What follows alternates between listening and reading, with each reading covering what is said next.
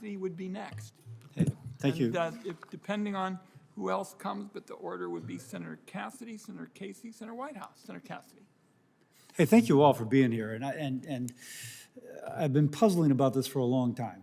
So George Soros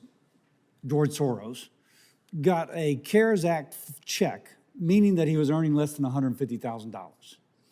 Now, to his credit, he gave it back. But the fact is that his income tax was that he was only making $150,000, and this is George Soros. Now, there's other examples, but I pick him because he's so well known.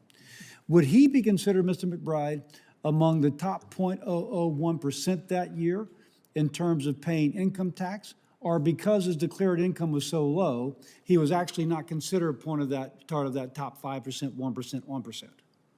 Well, I don't know his exact situation, of course, but I could guess that we're talking 2020, perhaps 2021, both years in which the stock market would have been But my point way is, down, if somebody and he probably, borrows against their assets and doesn't take salary, right, and so their reported income is low, are they considered top among this top 0.01%, even if they're worth billions of dollars because their report? Are we judging that percent by their wealth or by their reported income that year? generally by their reported income. Others try to supplement that with other I'm out of measures. time. I got limited time, so I didn't know that. So, Mr. Pearl, I got a friend of mine who's always busting my chops on different things.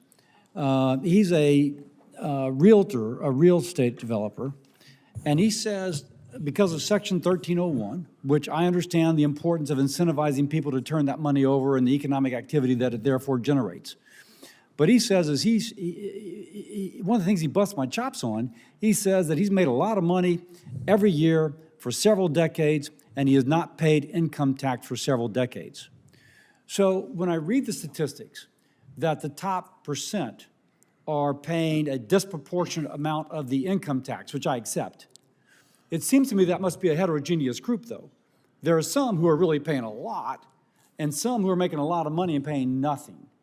Is that a fair assessment? Well, yes, part of the problem, I think you're talking about like-kind exchanges. Yes. And yeah, part of the issue is that some people, if you're really rich, you don't need any taxable income, either because you borrow against your assets for buy, borrow, and die schemes, or because you have like-kind exchanges and a few other things that can reduce your taxable income. So Ms.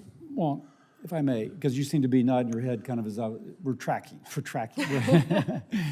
So although some people who are billionaires are paying millions of dollars of taxes, there are others who are millionaires, like my friend, who's kind of like complaining he's not paying taxes. And I said, well, you could give the taxes if you wanted to, but he says that's not the point.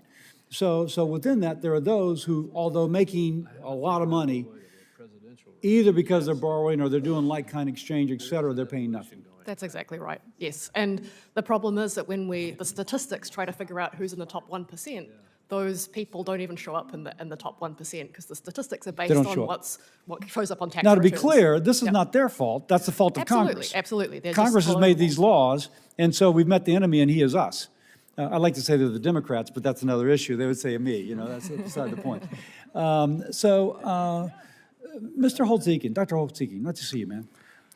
I couldn't quite hear what you were saying to Warner, but at the end you said something along the lines that we shouldn't allow people to borrow money and then to expense the investments they use that borrowing to purchase. Say that one more. I'm a gastroenterologist, not an economist. And so you've got your gastroenterology business, and you need to buy new equipment for it.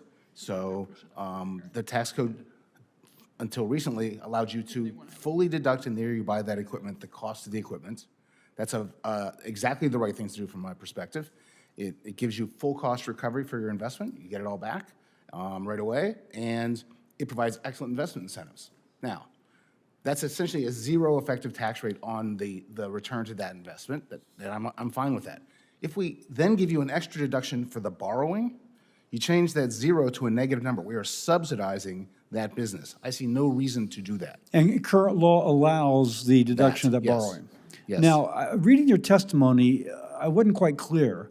Would you repeal capital gains tax and treat all income as ordinary income? Because you said to go to 0 on capital gains. So- Does that mean that there's no taxation on the individual from the sale of a stock, even if it's escalated in value?